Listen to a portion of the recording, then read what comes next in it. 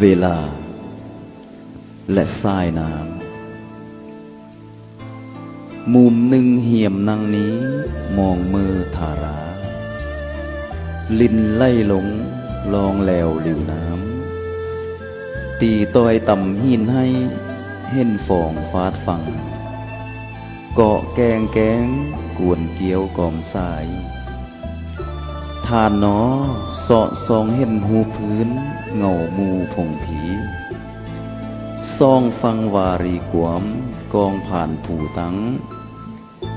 แมกไม้ถังหินหันเห็นฝูฟองฟาดข้าวอาดตีตอง20งามแล้ว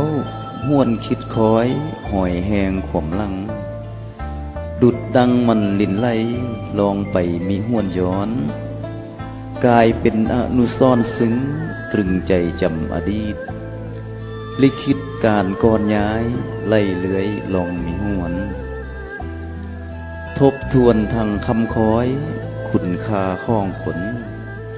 วังวนในสงสารสัวดีมีห้วนหูหากคาดคุมสติตังมียังพอพ้นขาไล่บาบิดเบียงทิมเสียลาคาคนแท้หนอ